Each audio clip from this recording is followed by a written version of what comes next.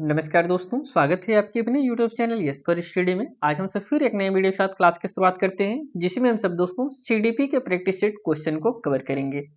आज की आपकी क्लास आपके आने वाले सीटेट एग्जाम के लिए मोस्ट इंपॉर्टेंट है।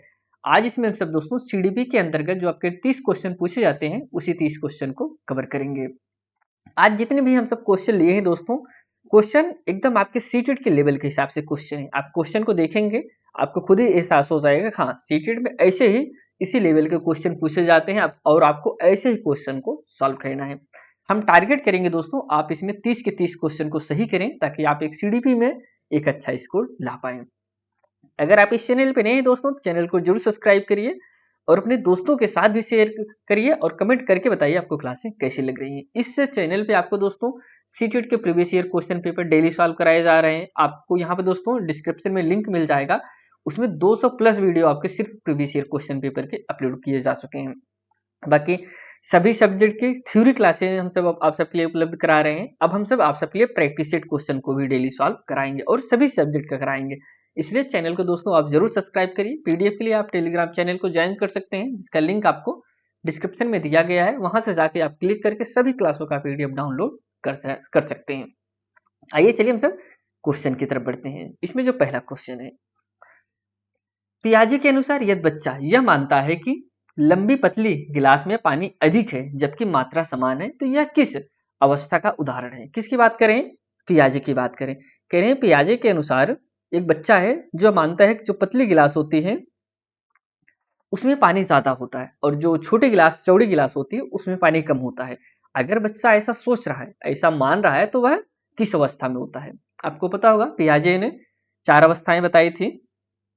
एक अवस्था थी संवेदी गामक अवस्था, जो कि 0 से लेके 2 वर्ष तक अवस्थाएं थी दोस्तों। इसके बाद अगर हम सब सेकंड अवस्था की बात करें तो पूर्व संक्रियात्मक अवस्था, जो कि 2 से लेके 7 वर्ष तक चलती थी और 7 वर्ष के बच्चे होते थे। इसके बाद ठोस संक्रियात्मक या फिर मूर्त संक्रियात्मक अवस्था के नाम से हम जानते हैं, जो कि आपका 7 से लेके कितना चलती थी दोस्तों? 11 वर्ष तक चलती है, बच्चों के लिए है। इसके बाद औपचारिक संक्रियात्मक अवस्था जो है वह 11 प्लस।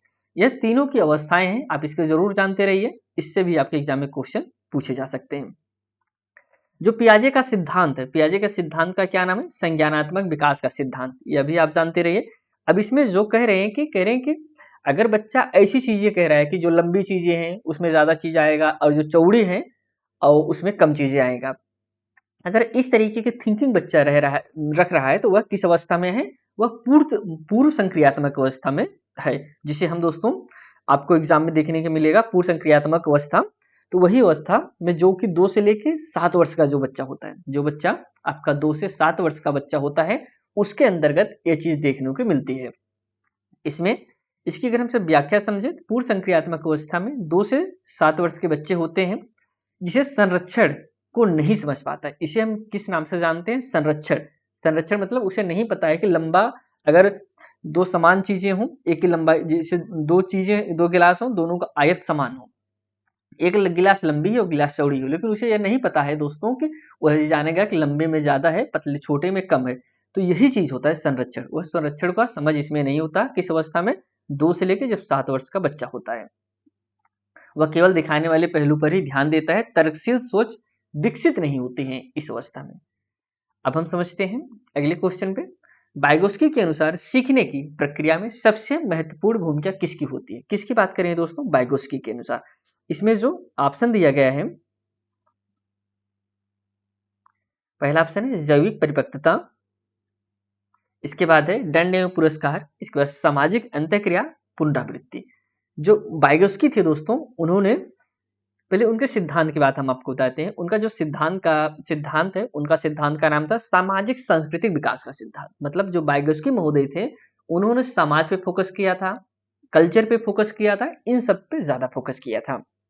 वही कह रहे हैं इनसे अनुसार सीखने की प्रक्रिया सबसे महत्वपूर्ण भूमिका किसकी होती है? अब जाहिर सी बात है, अगर जो इनका सिद्धांत है उसी सिद्धांत से जो संबंधित आपका ऑप्शन होगा वही तो राइट आंसर होगा। इसमें जैसे जैविक परिपक्वता, दंड पुरस्कार, सामाजिक अंतःक्रिया और पुनरावृत्ति। आपको पता होगा जो सामाजिक अंतःक्रिया है, इसी की तो बात करते हैं वाइगोस्की महोदय।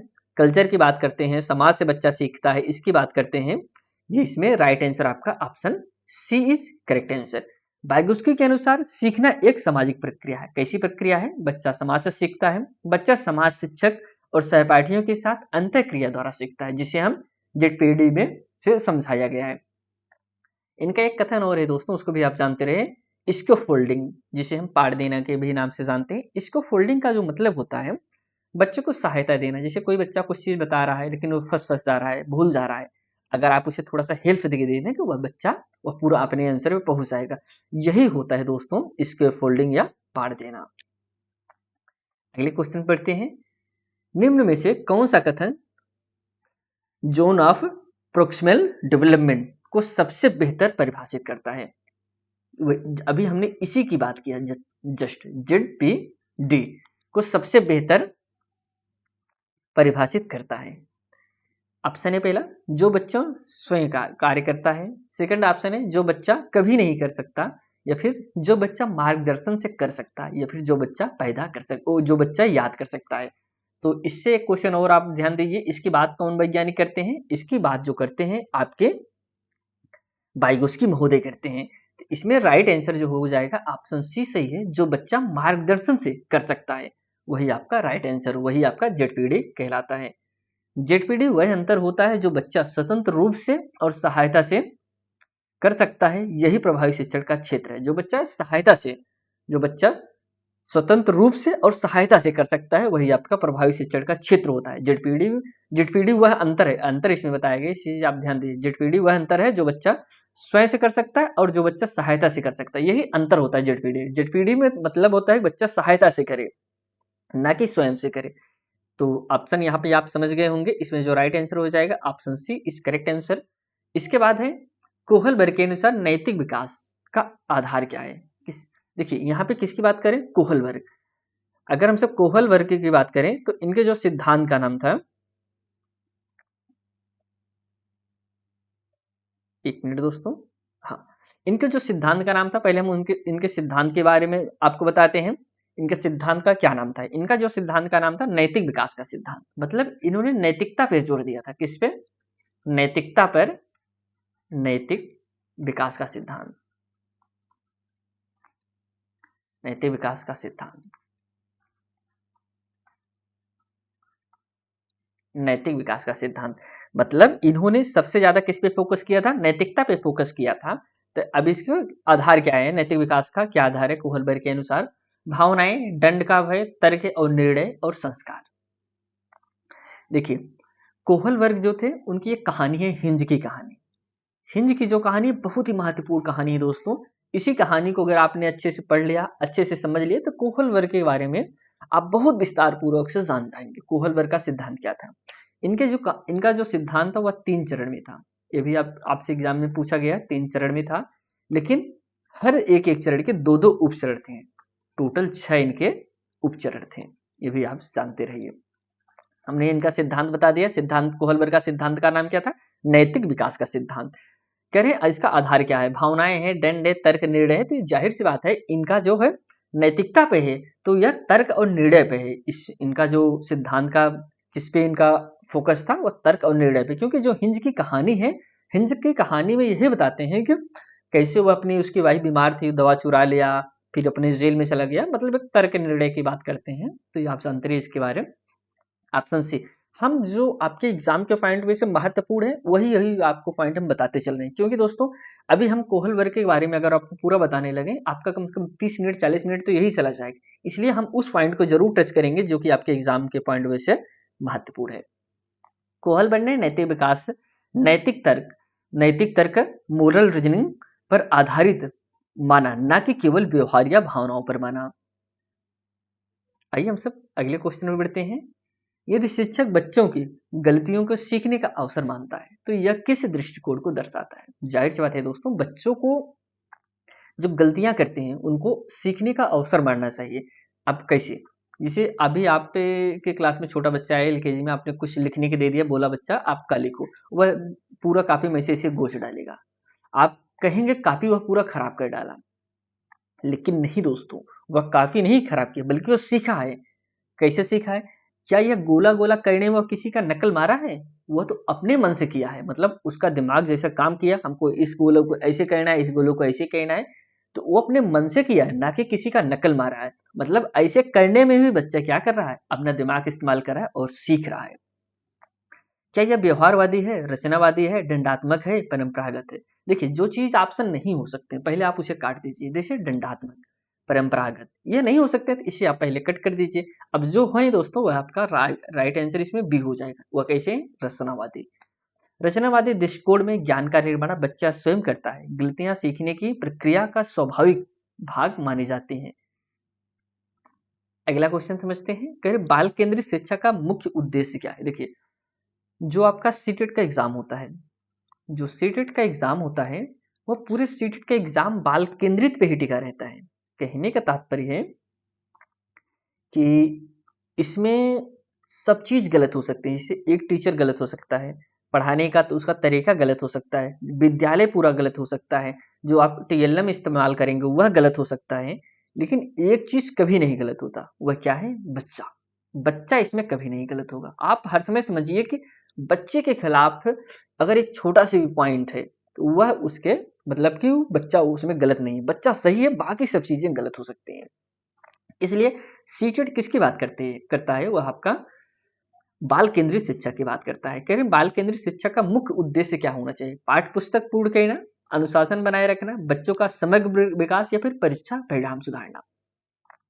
तो इसमें राइट आंसर जो हो जाएंगे, पाठ्य पुस्तक पूर्ण करना, अनुशासन बनाए रखना, बच्चे का समग्र विकास। ऑप्शन इसमें सी हो जाएगा। बच्चे का बाल केंद्रित शिक्षा में हम सब बच्चे का संपूर्ण विकास को देखते हैं। बाल केंद्रित शिक्षा में शारीरिक, मानसिक, सामाजिक और भावनात्मक विकास सभी को समान महत्व दिया जाता है। अगला क्वेश्चन है, निम्न में से कौन सा अधिगम का स्थानांतरण, ट्रांसफर ऑफ लर्निंग का उदाहरण है? कविता याद करना, गणित के सूत्र लिखना, साइकिल चलाना सीखकर स्कूटर चलाना, या फिर कहानी सुनना। इसमें कह रहे अधिगम का स्थानांतरण, इसका मतलब होता है अगर हम कोई चीज सीखे हों उसे और कहीं भी हम इस्तेमाल करें। जैसे अगर आपने साइकिल चलाना सीखा है, उसका इस्तेमाल कहाँ पे करेंगे? आप उसका इस्तेमाल स्कूटर भी चलाना सीख रहे हैं, मतलब वहां पे आपने साइकिल से ही किसको कनेक्ट कर लिया? स्कूटर को कनेक्ट कर लिया। वही होता है कि हम जब कोई चीज सीख कर किसी और चीज में उसका यूज करें, तो यही होता है अधिगम का स्थानांतरण। Option C is right answer. जब हम सीखा हुआ कौशल दूसरे समान कार्यों में सहायक होता है तो उसे ही हम स्थानांतरण कहते हैं। बहुबुद्धि सिद्धांत, देखिए बहुबुद्धि सिद्धांत किसने दिया था? बहुत ही महत्वपूर्ण है। देखिए, आप इसको थोड़ा सा खुद से बताइए, इसको कमेंट करिए, इसका सिद्धांत दिया किसने था? ऑप्शन है जो आपके पास, पहला ऑप्शन है पियाजे, थॉर्नडाइक, गार्डनर, स्किनर। दोस्तों, जो बहुबुद्धि का सिद्धांत था, बहुबुद्धि का सिद्धांत किसने दिया था? आप कहेंगे ऑप्शन सी, गार्डनर महोदय ने बहुबुद्धि का सिद्धांत दिया था। अब देखिए इन्होंने क्या कहा था, इसके बारे में थोड़ा सा आपको बताते हैं। हावर्ड गार्डनर ने बताया कि जो बहुबुद्धि, एक मिनट दोस्तों, देखिए जो हावर्ड गार्डनर थे उन्होंने माना कि हावर्ड गार्डनर ने बताया कि बहुबुद्धि एक नहीं बल्कि कई प्रकार की होती है, जैसे भाषाई, तार्किक, संगीतिक। इनका मानना था कि किसी में सिर्फ एक ही प्रकार की बुद्धि नहीं हो सकती बल्कि कई प्रकार की। जो इन्होंने प्रमुख बुद्धियां बताई, प्रमुख बुद्धियां 8 प्रकार की। उन्होंने बुद्धियां तो और भी प्रकार की बताई थी, लेकिन जो प्रमुख बुद्धि थी वह इनकी कम थी। वह इनकी दोस्तों 8 प्रकार की इन्होंने 8 प्रकार की बुद्धि बताई थी जो महत्वपूर्ण थी। जैसे भाषाई बुद्धि, जिसमें हम आपको हम सभी बुद्धियों को पहले विस्तार पूर्वक समझा देते हैं। भाषाई बुद्धि जिसमें हम पढ़ना, लिखना, बोलना, जिसमें कवि, लेखक, पत्रकार आते हैं, वह सब भाषाई बुद्धि में आएंगे। तार्किक गणितीय बुद्धि सेकंड है, तार्किक गणितीय बुद्धि, जिसमें कौन आएंगे दोस्तों? तर्क करना, गणना करना, समस्या समाधान करना, जिसमें वैज्ञानिक आएंगे, गणितज्ञ आएंगे, यह सब आपके तार्किक गणितीय बुद्धि में आएंगे। दृश्य स्थानिक बुद्धि, स्थानिक बुद्धि में कौन आएंगे? आपके चित्रकार आएंगे, नक्शे, कल्पना, यह सब, जैसे चित्रकार, वस्तुकार, यह सब किस में आएंगे? यह स्थानिक बुद्धि में आएंगे। इसके बाद शारीरिक गतिज बुद्धि। अब शारीरिक गतिज बुद्धि मतलब जिसमें शरीर अपने शरीर का इस्तेमाल किया जाए, जैसे खिलाड़ी, नर्तक जो होते हैं इसमें, जिसमें हम शारीरिक कौशल का इस्तेमाल करते हैं। इसके बाद है संगीत बुद्धि, संगीत नाम से स्पष्ट हो रहा है, जिसमें हम सब अपने संगीत का इस्तेमाल कर गाना बजाना करें, यह सब आपके संगीत वही बुद्धि होती है। इसके बाद अंतर वैयक्तिक बुद्धि, देखिए जो कंफ्यूजन होता है अंतर बुद्धि और अंतरावैयक्तिक बुद्धि। अंतर व्यक्तिगत बुद्धि में दोस्तों जब हम दूसरों को समझना, यह आपका व्यक्तिगत बुद्धि कहलाता है जब हम दूसरों को समझते हैं। इसमें शिक्षक आते हैं, नेता आते हैं।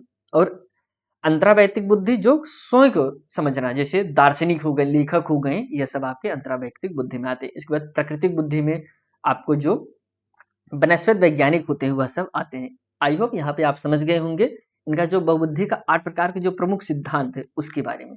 इस दिया किसने था? गार्डनर ने दिया था। इनका मानना था कि बुद्धि एक प्रकार की नहीं बल्कि कई प्रकार की होती है। अगले क्वेश्चन बढ़ते हैं। यदि बच्चा केवल पुरस्कार के लिए सीखता है तो वह किस प्रकार की प्रेरणा है? देखिए, इसको हम आपको एक कहानी के जरिए बताते हैं। छोटी सी कहानी, चंद सेकंड की, उसे अब हम आपको बताते हैं। जैसे अभी आपका सीटेट का एग्जाम हुआ, सीटेट के एग्जाम की आप तैयारी करने के लिए आप रात में पढ़ रहे हैं, दिन में पढ़ रहे हैं, 4 बजे भोर में उठ के पढ़ रहे हैं, आपको कोई प्रेशर डाल रहा है? नहीं, आप पढ़िए पढ़िए पढ़िए, नहीं, लेकिन आप उसके बाद भी अच्छे से पढ़ रहे हैं। यह आपका आंतरिक होता है, मतलब आंतरिक प्रेरणा मिल रही है। लेकिन अगर आपसे ऐसा कहा जाए, अगर आप कोई एग्जाम है, अगर इसे क्वालिफाई कर लेंगे तो आपको 5,000 रुपए इनाम मिलेगा, तब क्या हो गया? तब आप उस 5,000 रुपए के लिए पढ़ रहे हैं, ना कि आपका मन है पढ़ने के लिए। जैसे अभी आपके पास छोटा बच्चा रहता है, छोटा बच्चा विद्यालय नहीं जा रहा, आप बोलेंगे बेटा पढ़ने जाओ, आपको 5 रुपए देंगे। फिर कल नहीं गया, बेटा पढ़ने जाओ, 5 रुपए देंगे। फिर परसों जाओ, बच्चा 5 रुपए देते हैं, पढ़ने जाओ। एक दिन ऐसा आएगा बच्चा पढ़ने नहीं जाएगा, सिर्फ वह उस 5 रुपए के लिए जाएगा जो आप उसे डेली दे रहे हैं। ये होता है बाहरी पुरस्कार के जरिए, बाह्य प्रेरणा। और जब आपका एग्जाम है, आप खुद से ही पढ़ रहे हैं, ये आपका आंतरिक प्रेरणा होता है। यदि बच्चा केवल पुरस्कार के लिए सीखता है तो यह किस प्रकार की प्रेरणा है? आंतरिक प्रेरणा है, सामाजिक प्रेरणा है, बाह्य प्रेरणा है, या फिर नैतिक है? किसके लिए पढ़ रहा है दोस्तों? केवल पुरस्कार के लिए। तो आपको हमने बताया अगर केवल पुरस्कार के लिए पढ़ रहा है तो कैसा है? यह आपका बाह्य प्रेरणा है। जब प्रेरणा बाहर से पुरस्कार, अंक, प्रशंसा मिलती है तो उसे बाह्य प्रेरणा कहते हैं, जब हम इसके लिए पढ़ते हैं। नेक्स्ट क्वेश्चन पढ़ते हैं। सीखने की वह अवस्था जिसमें बच्चा समस्या को अंतर्दृष्टि से हल करता है, किससे संबंधित है? किसकी बात कर रहे हैं? बच्चा जब समस्या को अंतर्दृष्टि से हल करता है।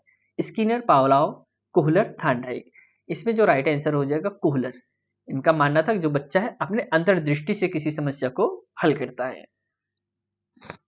इनकी भी आप कहानी चिंपैंजी वाला जानते होंगे, उसके बारे में हमने एक थ्योरी क्लास अपलोड किया है, उसका भी लिंक दे देंगे, उसके बारे में देख लेंगे तो इनके बारे में आप जान जाएंगे। कोहलर के अनुसार सीखना अचानक अंतर्दृष्टि से आता है, ना कि केवल प्रयास और भूल से आता है। कह रहे हैं सीखना अचानक भी आता है, आप में एकाएक दिमाग कम कर जाता है। अगले क्वेश्चन बढ़ते हैं। यदि कोई बच्चा यह समझता है कि चंद्रमा उसके साथ साथ चलता है तो यह किस विशेषता का उदाहरण है? जैसे कोई बच्चा होता है, छोटा बच्चा होता है, ऊपर देखता है कि चंद्रमा भी हमारे साथ साथ घूम रहा है, कहता है पापा देखिए हम घूम रहे हैं, चंद्रमा भी घूम रहा है। अगर इस प्रकार से बच्चे के अंदर ख्याल आ रहा है तो वह किस प्रकार का उदाहरण आप कहेंगे? जैसे संरक्षण का, आत्म केंद्रितता का, प्रत्यक्षीकरण का, या फिर अंतर्दृष्टि का? तो इसमें जो करेक्ट आंसर हो जाएगा ऑप्शन बी, आत्म केंद्रितता का। किसकी बात करता है वह? आत्म केंद्रितता का। यह पियाजे के द्वारा बताया गया है, क्या? आत्म केंद्रितता, जो कि आपका पूर्व संक्रियात्मक अवस्था के अंतर्गत आता है। जो 2 से लेकर 7 वर्ष के बच्चे होते हैं उनके अंतर्गत यह चीज देखने के मिलती है। किसने दिया था? पियाजे महोदय ने दिया था। अब हम इसमें समझते हैं पिया यह पियाजे की पूर्व संक्रियात्मक अवस्था, जो कि 2 से 7 वर्ष की विशेषता है। इस अवस्था में बच्चा यह मानता है कि दुनिया उसी के दृष्टिकोण से चलती है, वह दूसरे का दृष्टिकोण समझ नहीं पाता। इसमें बच्चा सिर्फ अपना ही सोचता है कि हम जो कह रहे हैं, हम जो कर रहे हैं वही चीज सही है। नेक्स्ट क्वेश्चन बढ़ते हैं। पियाजे के अनुसार तार्किक चिंतन का वास्तविक विकास किस अवस्था से प्रारंभ होता है? हमने आपको इन सभी अवस्थाओं के बारे में बता दिया कि कौन सी अवस्था कब से कब तक चलती है। आप यहाँ पे जान गए होंगे।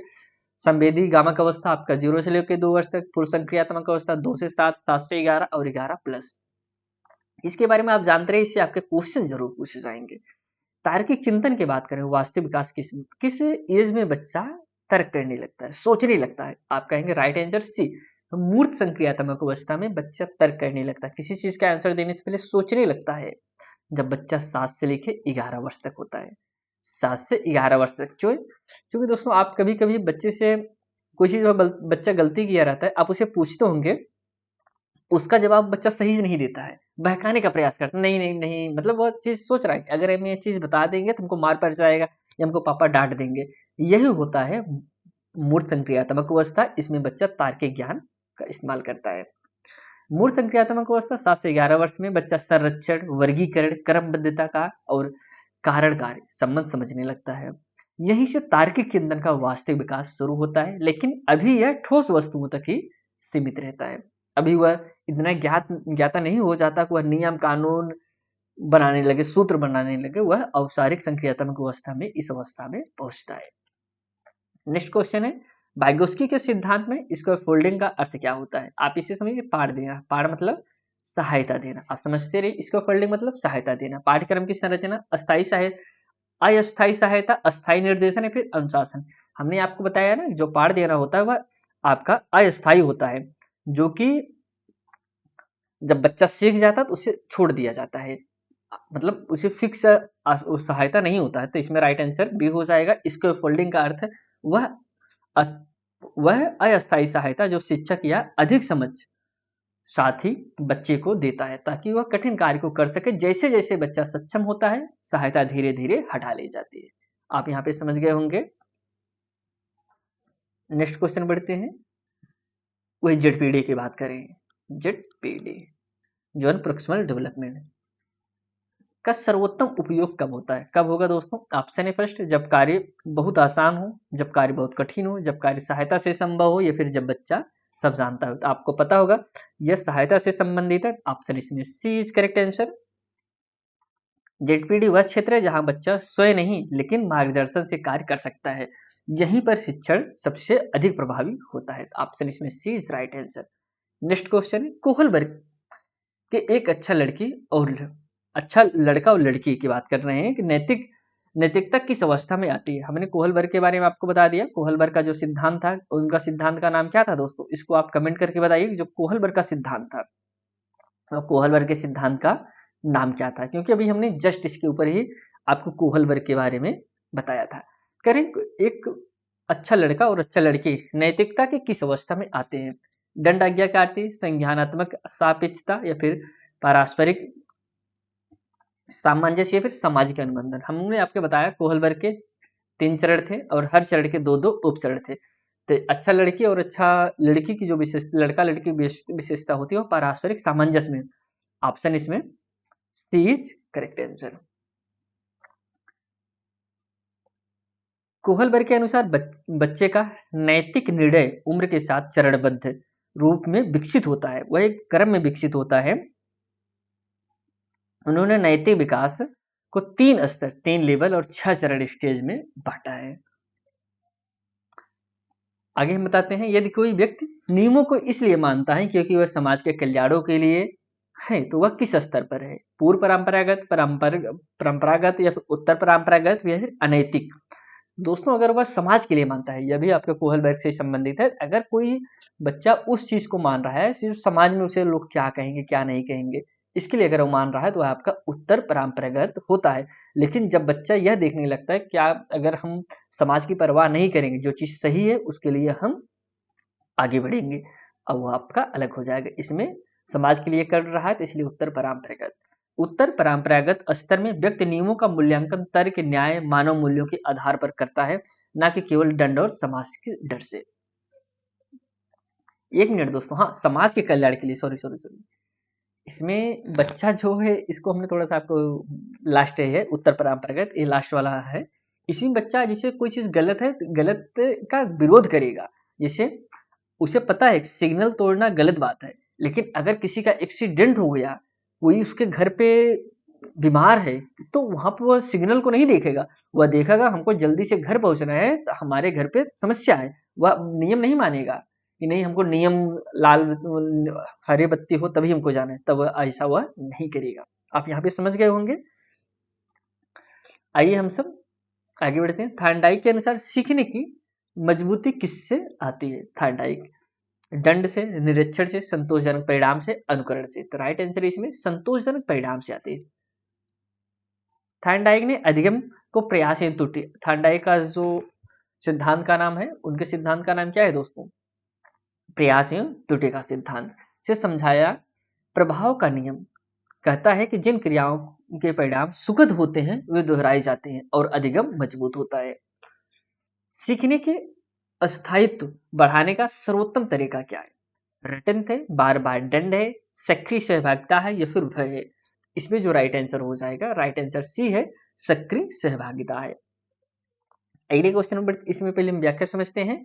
फिर सीखने का अस्थायित्व बढ़ाने का सर्वोत्तम तरीका क्या है? सक्रिय सहभागिता। जब बच्चा खुद करके सीखता है, जब बच्चा लर्निंग बाय डूइंग के माध्यम से सीखता है, जब खुद करके सीखता है, चर्चा करता है, समूह में करता है, खोज विधि के माध्यम से सीखता है, तब सबसे अच्छा सीखता है, प्रयोग करता है, तब सीखना लंबे समय तक और अस्थायी रहता है। इसे ही एक्टिव लर्निंग के नाम से भी जाना जाता है।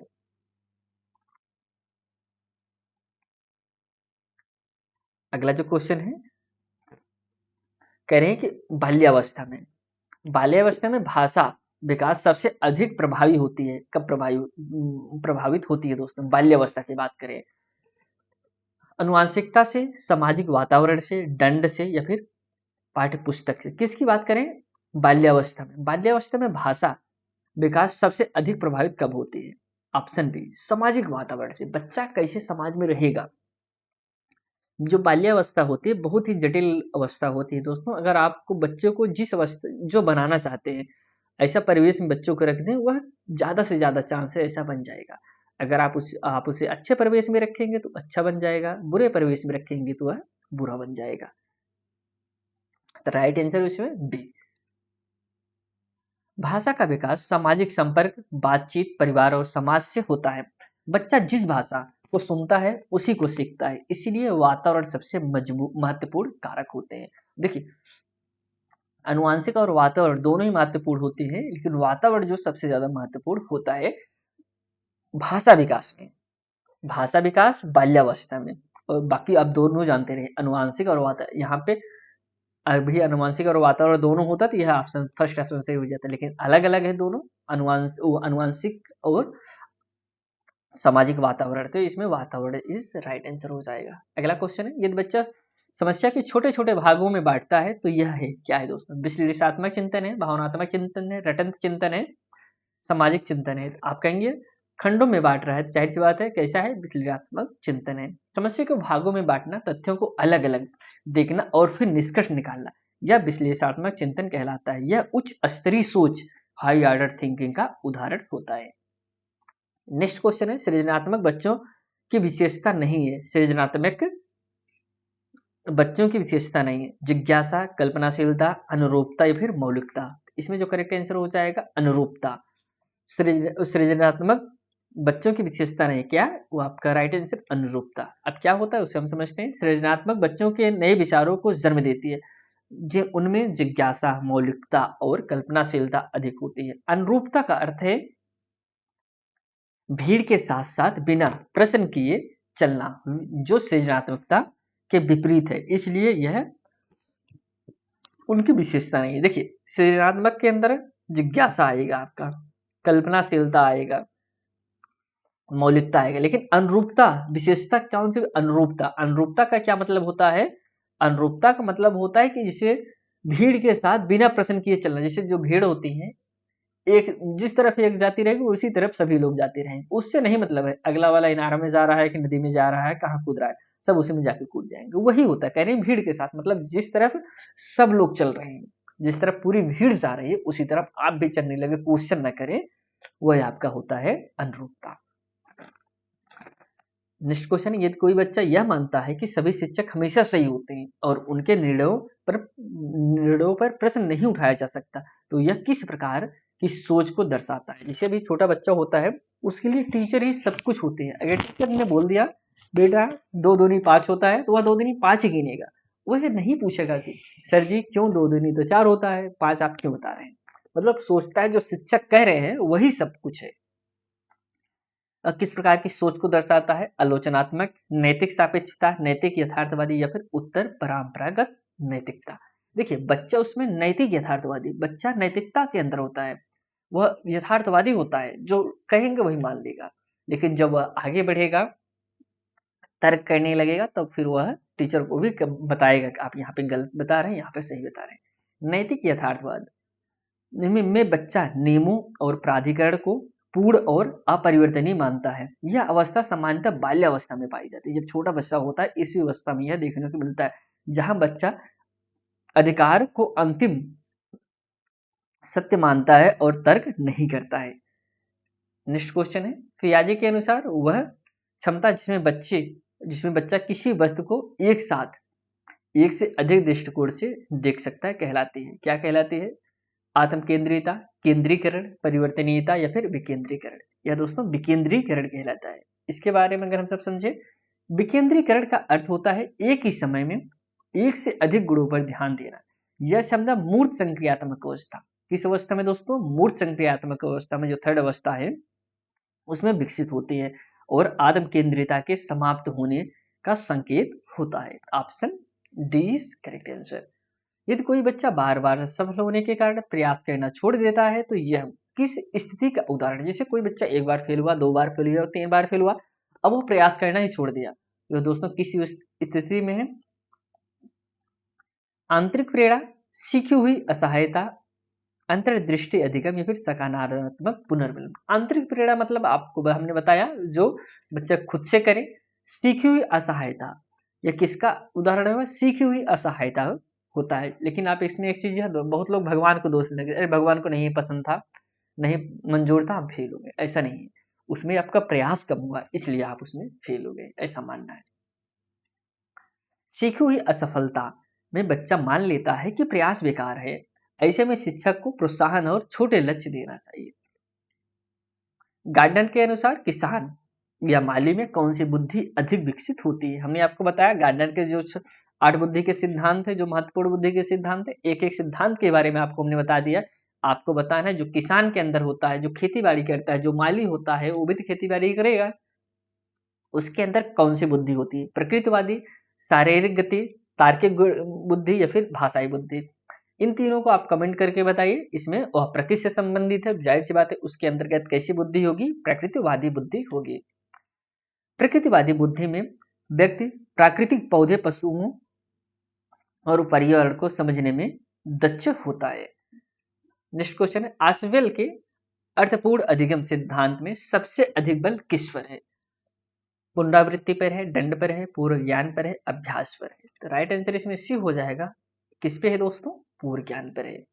आसवेल के अनुसार नया ज्ञान तभी अर्थपूर्ण बनता है जब वह पूर्व ज्ञान से जुड़ता है। इसलिए एडवांस ऑर्गेनाइजर का प्रयोग किया जाता है।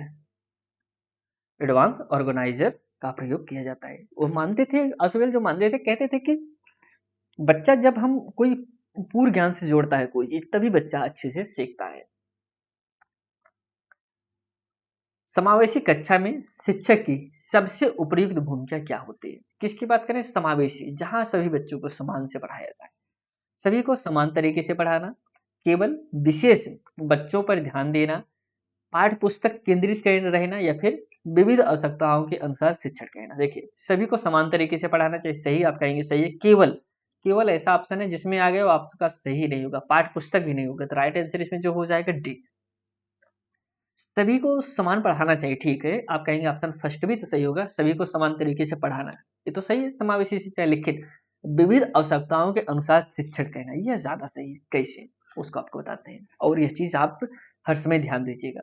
आप सभी को समान तरीके से पढ़ा रहे हैं, आपको देखना है अगर आपके क्लास में 2 लोग ऐसे हैं जो बाधित हैं, थोड़ा सा कम सुनते हैं, अब क्या करेंगे? सबको समान तरीके से पढ़ाना है, आप उनको पीछे बैठा दीजिए। मान लीजिए उनको रोल नंबर पीछे है, रोल नंबर वाइज आप बैठा रहे हैं, आप उनको पीछे बैठा दिए। अब बताइए क्या यह सही है? बच्चा पढ़ लेगा? आप कहेंगे नहीं। आपको उसमें देखना है, क्लास में देखना है, विविध आवश्यकताओं के अनुसार, जो ज्यादा जरूरी जिसको है उसके अनुसार भी आपको पढ़ाई करनी है। आपको वहां पे रोल नंबर नहीं देखना है कि इसका रोल नंबर पीछे बैठाना है, आपको वहां देखना वह श्रवण बाधित है, आप उसे आगे बैठाइए। आप यहाँ पे समझ गए होंगे, दोनों में जो सबसे ज्यादा सही होगा ऑप्शन आपका डी इज करेक्ट आंसर। लेकिन एग्जाम में बच्चे क्या करते हैं, पहले ही ऑप्शन पढ़ेंगे, पहले पे ही लगा के चले जाएंगे। लेकिन वहां पर आपको यह भी समझना पड़ेगा कि दोनों में से कौन सबसे ज्यादा सही है। समावेशी शिक्षा में शिक्षक को अलग अलग प्रकार से अपनाना चाहिए, मतलब कि जिसमें बच्चे उनके जैसे क्लास में जो बच्चे कोई दृष्टवादी थे, श्रवणवादी थे, उनके प्रकार से शिक्षा करना चाहिए। इसलिए हमको क्या करना चाहिए दोस्तों, शिक्षक होने के नाते आपको डिफरेंटेड इंस्ट्रक्शन अपनानी चाहिए, अलग अलग तरीके से बच्चों को बताना चाहिए ताकि हर बच्चा सीख सके, उनके नीड के हिसाब से, उनके जरूरत के हिसाब से आपको बताना चाहिए। दोस्तों आपको क्लासें कैसी लग रही हैं इसके बारे में आप जरूर कमेंट करके बताइए। हम प्रयास करेंगे कि आपका सीटेट में दोस्तों कम से कम 1 से 20 प्लस नंबर अच्छा आए, ताकि आप पे को लगे कि हाँ हमने जो पढ़ा है उससे आपके एग्जाम में क्वेश्चन पूछे गए। और हम आपको दोस्तों जिस लेवल का क्वेश्चन लाए हैं आप देखेंगे सीटेट में इसी लेवल के क्वेश्चन पूछे जाते, इससे बाहर आपको देखने को नहीं मिलेगा। यदि शिक्षक बच्चों से प्रश्न पूछने को प्रोत्साहित करता है तो यह किस प्रकार के वातावरण को दर्शाता है। निरंकुश आप कहेंगे नहीं, वह प्रोत्साहित कर रहा है, बच्चों को कह रहा है आप ज्यादा से ज्यादा क्वेश्चन पूछे। लोकतांत्रिक, दंडात्मक, उदासीनता, आप तो ये भी दोनों होगा नहीं, वह कैसा होगा, वह लोकतांत्रिक। Option B is right answer. लोकतांत्रिक कक्षा में बच्चों को सोचने, पूछने और अभिव्यक्त होने की स्वतंत्रता दी जाती है। नेक्स्ट क्वेश्चन है, बंडूरा के सामाजिक अधिगम सिद्धांत में निम्न में से कौन सा आवश्यक तत्व नहीं है। किसकी बात करें, बंडूरा के। ध्यान, स्मरण, प्रेरणा या फिर परिपक्वता। तो राइट आंसर इसमें डी, परिपक्वता आवश्यक तत्व नहीं माना गया। किसके सिद्धांत में, बंडूरा के सामाजिक अधिगम के सिद्धांत में। बंडूरा के अनुसार मनुष्य केवल दंड पुरस्कार से नहीं बल्कि, उनके अनुसार वो मानते थे बच्चा जो है, मनुष्य जो है दंड से और पुरस्कार से ही नहीं बल्कि दूसरों को देखकर भी सीखता है। जैसे ध्यान, इनका जो आवश्यक तत्व थे बंडूरा के उसकी बात करते हैं। जिसे इन्होंने माना है ध्यान, स्मरण, पुनरुत्पादन, प्रेरणा, इन सबको फोकस किया, लेकिन परिपक्वता को इन्होंने नहीं। कक्षा में एक छात्र अपने सहपाठी को शिक्षक से प्रशंसा प्राप्त करते हुए दिखता है और बाद में बिना सीधे पुरस्कार पाए उसी तरह का व्यवहार करने लगता है। बंडूरा के अनुसार वह किस प्रकार का पुनर्बलन है। किसके लिए दोस्तों, करें क्या, प्रत्यक्ष पुनर्बलन, नकारात्मक, अप्रत्यक्ष या फिर आंतरिक पुनर्बलन। एक मिनट दोस्तों, इसमें जो राइट आंसर हो जाएगा ऑप्शन सी, वह अप्रत्यक्ष पुनर्बलन है। बंडूरा के सामाजिक अधिगम सिद्धांत में यह बताया गया है कि व्यक्ति केवल अपने अनुभवों से ही नहीं बल्कि दूसरों से को पुरस्कृत या दंडित होते हुए देखकर भी सीखता है। वह देखा कि एक बच्चा जो है पुरस्कार पाया। अभी काफी बार आपके एग्जाम, आपके विद्यालय में जब बच्चा किसी को पुरस्कार दिया जाता है तो बच्चे प्रयास करते हैं हम भी अगर ऐसा करें, अगली बार ऐसा करें तो हमको भी ये पुरस्कार मिलेगा। यही होता है कि उनका मानना था कि बच्चा सिर्फ केवल अनुभव से ही नहीं बल्कि दूसरों को देखकर भी सीखते हैं। आज हम सब दोस्तों महत्वपूर्ण 30 क्वेश्चन को कवर किए, जो कि आपने देखा होगा आपके एकदम लेवल के अनुसार इसमें क्वेश्चन दिए थे। आज की आपकी क्लास पेपर 1 और पेपर 2 दोनों के लिए महत्वपूर्ण है, क्योंकि सीडीपी आपके दोनों में क्वेश्चन, दोनों पेपर में पूछा जाता है। अगर आप इस चैनल पर नए थे, चैनल को जरूर सब्सक्राइब करिए और कमेंट करके भी बताइए आपको क्लासें कैसी लगी। आइए चलिए हम क्लासें समाप्त करते हैं, आपसे फिर एक नई वीडियो मिलते हैं, तब तक के लिए दोस्तों धन्यवाद।